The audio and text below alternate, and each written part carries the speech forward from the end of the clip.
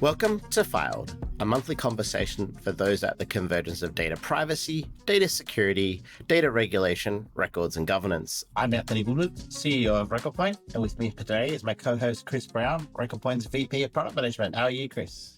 I am very good, Anthony. I have the right amount of Olympic fatigue, I think, all in a good way, watching it in the evenings and in the mornings.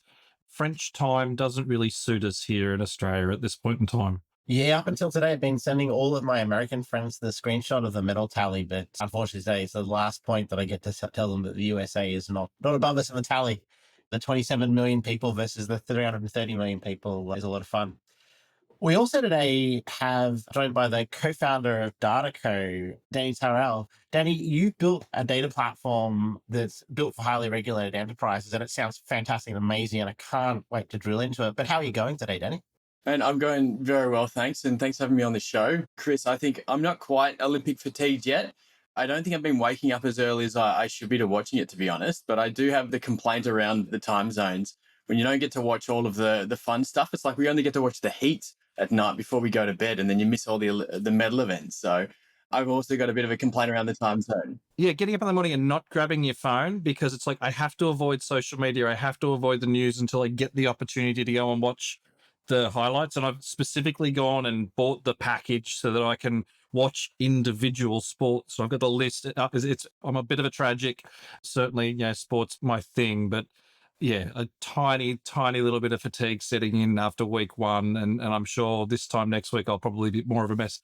But look, Danny, I'd love to start to hear a little bit about yourself, how you started. You gave us a little bit of a tie there in the sort of the green room beforehand about you've got a little bit of Olympic experience yourself, but obviously then how we came to be at DataCo. And I'll ask you a question later about Colin, but my favorite named thing ever, just so we're clear, spoiler alert for later, folks. But give us a little bit of background, Danny, for the audience.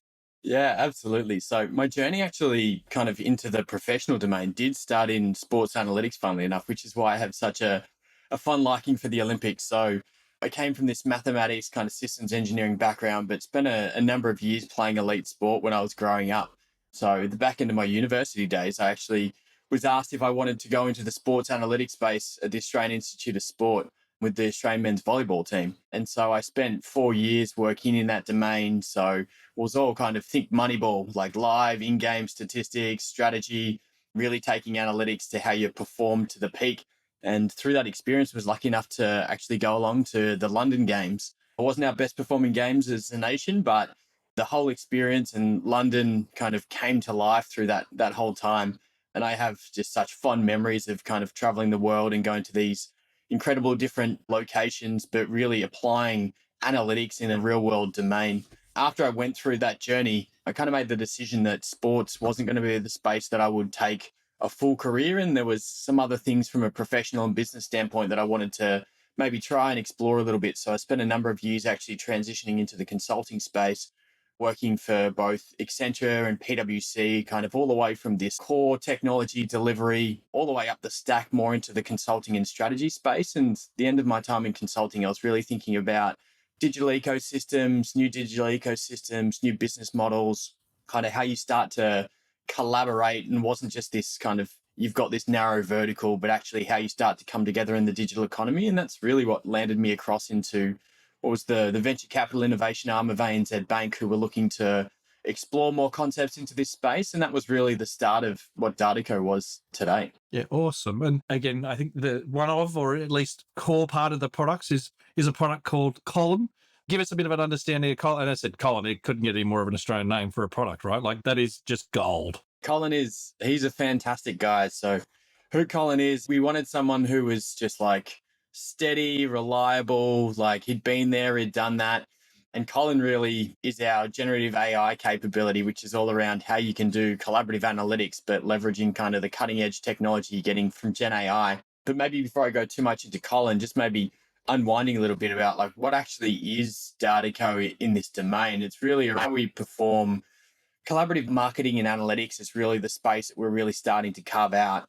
And it really started from years of trying to collaborate in strategic partnerships, particularly from the bank. So we were tasked when I'd moved across into 1835i, or at the time it was called ANZI. It was an innovation and venture capital function associated with ANZ Bank. And it was really about, why do we never unlock the full value of our data as a bank? We know it's very rich. We've got really amazing partnerships. And that led us to kind of explore the market, try to understand what we could use. And fundamentally, nothing did it in this safe, secure, but ultimately simple and kind of practical way. And that's why we built out kind of the core of the platform. And that's taken on many different iterations. But Colin's just really the icing on the top. He's really the cherry that sits there and kind of takes what we used to think about in terms of user interface and starts to reimagine what that's going to look like going forward.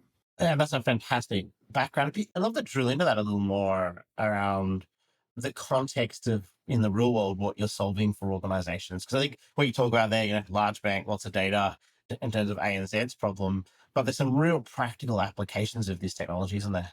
Yeah, absolutely. And fundamentally, I think the best way to think about it is marketing's kind of the main domain we really focus around, but marketing's a very broad kind of concept within an organization. And the key things that people are trying to solve in this domain are really just, how do you better understand your customers? How do you better understand how to engage your customers and where to engage your customers in the right way? And then how do you understand how to measure what's actually happening from an effective standpoint so you can continuously improve what you're doing in terms of how you interact with your customers? And one of the challenges that we've always found in this space is that organizations fundamentally have quite a narrow view of their customers based on what they do in terms of interacting with their brands, the certain domain that they operate in. And then ultimately, because of that kind of limited interaction, they also have this limited ability to engage with them in the right way. We always have these kind of backgrounds, and then we're hitting on with this like new landscape of privacy changes, people being uncertain around what's happening with their data, things like these old third-party data sources which have existed for years, which are being like put under threat with some of the regulatory changes. And that all combined with kind of the mass of what is kind of your Facebook and Google marketing ecosystems, which are just so noisy and people are getting bombarded. So really what we're trying to solve from a really practical standpoint is, how can organizations just find trusted data sources to help them understand their customers better and go through strategic planning, find the right ways to have really safe and kind of compliant activation into really targeted channels where they can reach the right customers at the right time, and then really use some interesting data signals to do measurement that's not based on things like clicks, but actually what the business performance is off the back of these campaigns. That's a really interesting space. And there's a lot of intersections here with a lot of the things we talk about. You do a lot of work thinking about synthetic data and different ways to model data and how that comes into the use of these data sets. What does that really involve, and why is that important when we think about privacy? Well, I think particularly the synthetic data concept, and I think more broadly, the concepts that we look at, particularly with our platform, is all around this privacy enhancing technology space. And the fundamental principle of this domain is like, how do you continue to create utility from data without jeopardizing individual privacy or commercial sensitivity? And this is one of those things where there's a lot of people kind of in the real hard lines of data security or data privacy being like, stop sharing data, stop sending data around. There's no data that can go anywhere. We need to really lock it down. And that's just not a really practical way of thinking about the world. Like fundamentally, there's so many problems that we need to solve where we have to be able to share information. And that's the only way we get a functioning economy. It's the only way we get functioning ecosystems. So a lot of this domain has been around, well, what different approaches do we have, whether they be technological approaches, whether they be kind of legal structures, whether they just be processes and things that we put into place that help us to maintain the generating of utility while making sure we do keep people's data safe and in compliance with what they've actually given us permission to do. And I suppose that one of the things that, again, is a reoccurring theme in these conversations is trust, right? Because that's really what we're talking about, is how do you establish that trust? And in your world and how you think about it, what does trust mean to you here around these data sets and that permission and the consent that comes with it? How do you make that practicable? Yeah, I think making trust practical is quite a difficult concept because trust is one of those things. It's the age old, like it takes years to gain trust and it takes like a second to lose trust. And trust really comes in a few different flavors. I think there's kind of just this commitment to doing the right thing. It's like, that's just setting out to make sure that you're being in line with what you say you're going to do, being consistent with what you're saying. And that's kind of this like first component of it. Then there's a second component, which is really around actually the follow-up. So not just what you say, but actually what you do, and making sure that everything that you do kind of always delivers on what you've said you're going to achieve. And that might be, I've got information security obligations that I said I'm going to control. I've got certain purposes.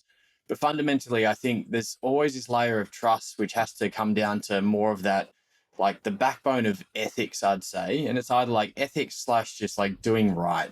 And I think if fundamentally people don't at their core have these ethical principles, which are baked into both what they're doing as an individual or what they're doing as their organizations, like they're always going to be found out at a point in time. And it doesn't matter how much you say you're doing the right thing and you can try to show you're doing the right thing. If you really don't have that core of, no, we actually are trying to do the right thing for what we mean, then you're going to lose trust. And that trust ends up in our domain, particularly in kind of B2B. So different organizations lose trust in the service provider. But ultimately, where we're all trying to get trust is the end consumer. And the space that we operate in, we always talk about this data. That data at the end of the day belongs to these individuals, different businesses who collect this data, who store this data, who process this data. They're more of a custodian. And it's like an obligation for them to be able to do the right thing on behalf of the individuals. So like collectively as an ecosystem, it's about how do we all work together to make sure we're maintaining that trust? Because that's what's going to allow us to continue to build value and use data in new and interesting ways. Yeah, it's really interesting sort of hearing you tie that back to that end user. And even though there are many parties that are involved around those data structures, I think the more recent, not directly related to data, but just even that trust element. I was in a supermarket when the CrowdStrike outage started to hit Australia. I was lined up like everybody else just to pick up a couple of items in the afternoon. And all of a sudden, the machines around us inside Woolworths, which is a sort of a supermarket chain here in Australia, all started to turn blue.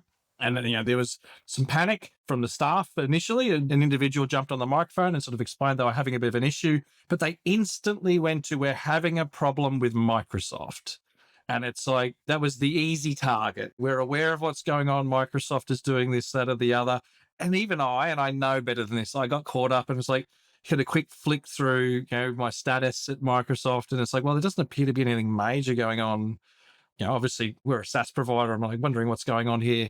It took a little bit to dig in to find out it actually wasn't that. But again, just that loss of trust and the people around me and the comments people around me were making. It's like, I don't carry any cash and what am I going to do? And they were sort of opening up some of the tills to take cash, but then the FPOS went down. It was just a calamity of errors. But back to that concept of trust, it was really interesting, almost watching the human psyche unravel as we took away the internet for a moment, and our loss of trust of, you could feel like I was going to buy a Microsoft computer today, but tomorrow I'm buying an Apple sort of happening around me. And not that I'm advocating for either there, but I appreciate the answers that you gave us there to those, Danny. But this category that we're in, deeply impacted by privacy regulations, lots of governance, lots of security controls because of that trust problem, obviously. How's the ongoing evolution of that privacy market impacted both your market, but also what you're doing and where again, obviously we've got upcoming, it's August now, Parliament sits soon here in Australia. We're expecting lots of interesting things to happen, but how does that affect you? Yeah, I think the privacy legislation has many things to unpack. But just before I jump there on that trust issue, I think what was interesting about CrowdStrike as well was we hear this a lot through, again, a different legislative change in Australia to do with, it's either CPS 2, one of the 234, 236, there's all this banking regulation that from APRA that we always get pushed on, but a lot of it's been around third party and supply chain risk.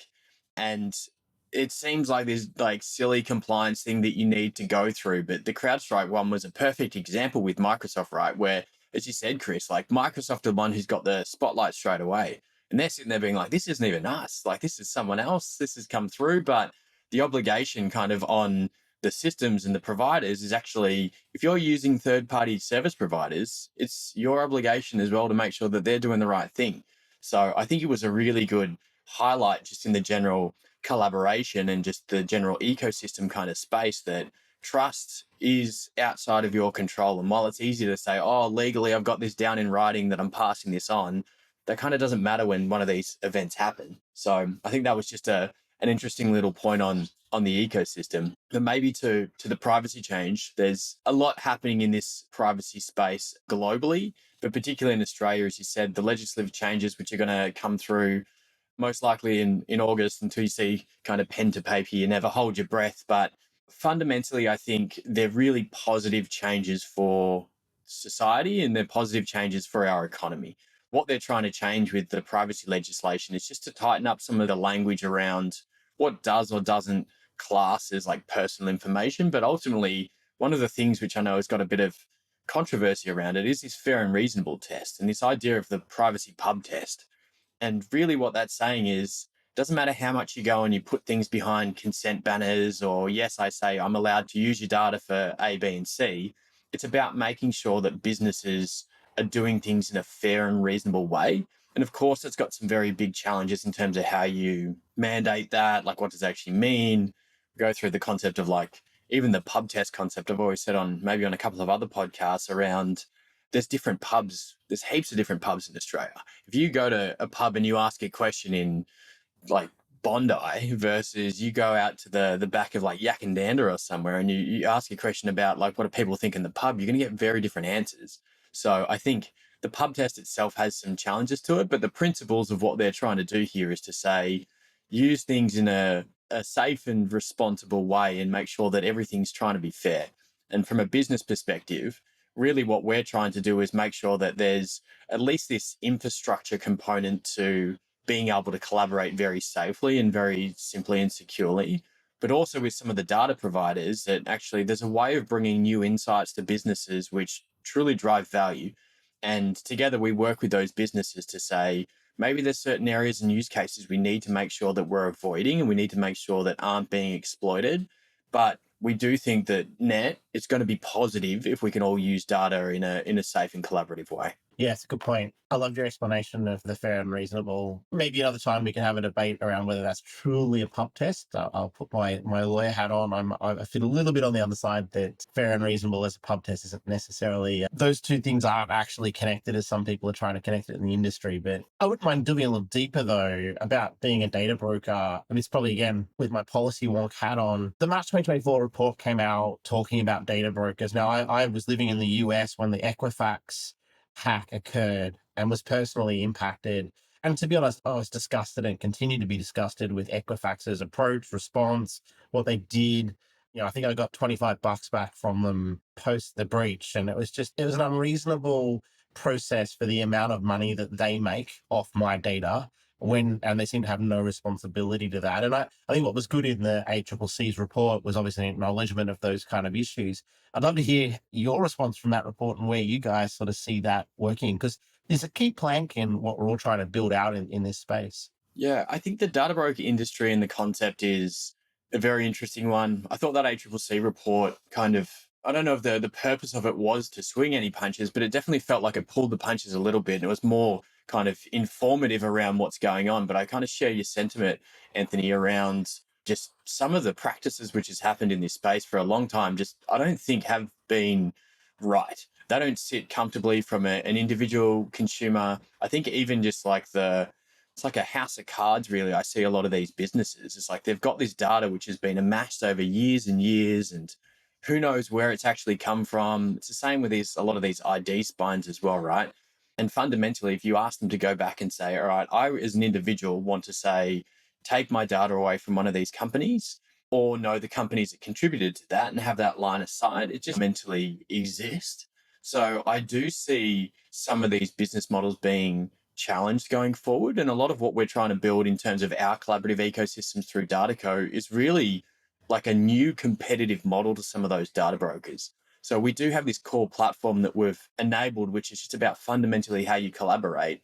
But our model is to also work with trusted data providers to still create insights products that don't abuse or expose personally identifiable information or lead people open to data breaches and things like that, but still create the value for the right use cases in this sector.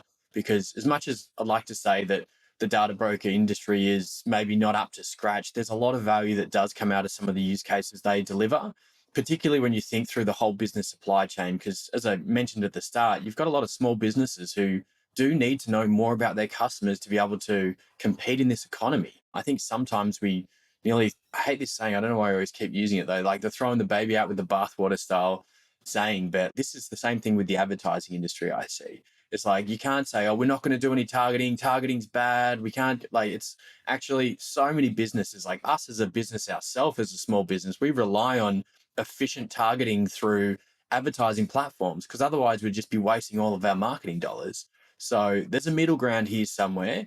It's more about who's willing to have the conversation to work out where we can get to this middle ground and what are the right approaches, technologies, and solutions that are going to get us there in a safe and compliant way. Yeah, great answer. And I absolutely echo right there. I think it does come back to some of those trust things. And maybe this is where we can agree on the pub test, right? What is the right thing to do as a conscious company thinking about the range of applications of this data, but using it in a way that does no harm? And I think that's the critical test, I think, for us at RecordPoint anyway, is how do we think about that? The very notion that folk are storing people's driver's licenses after they've been used to verify the person is just crazy. It's just so unnecessary, right? But that's certainly where we see the conversation needs to get to, in some ways, even beyond the notion of pixel tracking and those things, which are actually less harmful in a way. There are greater harms out there to actually focus on. Yeah, I completely agree. And I think trying to work out what the right harms to tackle are becomes very important, right? And we do get fixated on little issues and we try to blow them up. And it's kind of one of those policy things, right? Where you've always got these advocacy groups which just try to see something and then they just try to double down on it and double down on it. But again, it's more like who's willing to have the pragmatic conversations in this space, not be afraid to say some of these things aren't okay and some of these things maybe we need to lighten up on. But at the end of the day, it's going to be a conversation which is going to get us there. Yeah, and I think also setting some standards. I think it's on us, DataCo as a startup, even RecordPoint as a startup at One Land, to set the standards for that these bigger companies actually should start aspiring to and creating that moat. And I think that's what we've loved and what we've seen with what is occurring with DataCo. I would mind switching gears slightly and ask you more broadly, what do you see the real future of this space? We've talked very near term about privacy legislation and various aspects of the data broking element and how data is managed. But where do you see this evolving to over the longer term? And what do you think that world looks like? Like, what's Nirvana look like here? Yeah, so we've got to kind of touch on this slightly before, but we do have a pretty strong view around collaborative ecosystems really kind of being the direction where we're going to go towards.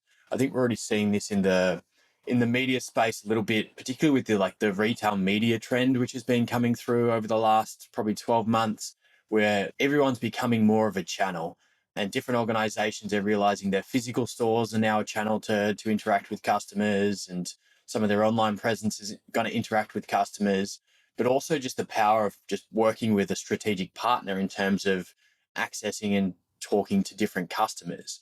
And the way that we see it going forward is really more and more of these collaborative ecosystems where you've got these different businesses which are working together to either form joint products, joint marketing propositions. Even, again, I know we're focusing a lot in this kind of marketing space, but think about someone like a Toyota. Like, they're one of the top advertising spenders in Australia, but should they always just be going and just sending a basic Toyota ad? Like, what about them kind of partnering with, say, the four-wheel drive supercenter or like RM Williams, because a lot of their cohorts actually interact with brands that are together. So we see a lot of these collaborative ecosystems and how brands interact across different industries becoming more and more important and more interesting for people to deal with. And so that's kind of one component to it. But then ultimately, I think kind of stepping away from just the lower hanging fruit in this marketing and advertising space, it's more around trying to solve some of these big curly problems. And we actually have our own little podcast we run to the side as well. And we had Kendra Vant, who's one of the AI leaders here in Australia, really. She's got a really impressive resume, has done some amazing things from her kind of PhD studies over in MIT to working through a number of different organizations and now doing a lot of advisory work. And she was just highlighting the need to take a lot of these collaborative concepts and using data in interesting ways with this AI wave and then combining it with kind of big problems to solve. But it involves us being able to reimagine what we can do. And I kind of see the convergence of a few things, like privacy is pushing us to change in a couple of different directions, but then we've got this wave of new technologies in the AI space. We've always known that data is very important to that. And thinking about how all these things come together is really kind of where I see the world going. So, Danny, thanks for that. And I think maybe one for the listeners to lean in on your expertise. So you're starting to work in this space where you're dealing with these larger organizations. They're doing this collaborative work around their data sets and other things. A number of the listeners are going to be in organizations with this same problem. Lots of data. They don't know what to do with it. What's the one piece of advice that they can take away as to, what are the things that they should be looking for, things that they should be doing next as it relates to their own data estate? I think if there was one piece of advice, it's very hard to narrow things down to one, but I think just fundamentally the principles before we move to anything is just stop sending raw data or storing raw data everywhere. It sounds like a really boring thing to say, and I know you guys probably have a lot of thoughts on this in terms of what you do inside of organizations, but there's just no excuse for it anymore. There's so many different approaches, and I do want to get to the point of talking about the right use case and getting through, but just know that there's no excuses for some of these large scale data breaches because you've just sent the data to the wrong place, or I've just been storing things for so long. It's just like, get the fundamentals right, because it doesn't matter how much we want to try to think about a greater future and what we can all do together and the best uses of data. If people don't do the right things in terms of the fundamentals, we're just going to keep seeing these breaches, and we're going to keep getting more legislation, and we're going to lose the trust of the individual consumers, kind of to your point before, Anthony. And that's really what's going to harm us all. So it's kind of like, think big and talk about what you can do, but you have to do the basics, right? Yeah, I always liken that to, and I'm always surprised that you wouldn't kind of take the jewelry box and put it out on the driveway and walk away. But people do it every day on the internet, right? It's crazy. Look, Danny, there's so much we could keep talking about, and I'd love to have a moment to talk to you about the digital platform services inquiry and some of the things that are happening also in the work around identity flow information, even in the US. Unfortunately, I think this is probably a good spot to wrap up and maybe even find time to do another podcast another time to get into those issues. So I really appreciate the time and for you dropping in and sharing your knowledge. And thank everyone for listening. If you've enjoyed this podcast, please give us a rating on your podcast app of choice. We'd love to get some feedback on how the podcast is going and various pieces. I'm Anthony Woodward. Thanks for listening. And I'm Kris Brown, and we'll see you next time on Filed.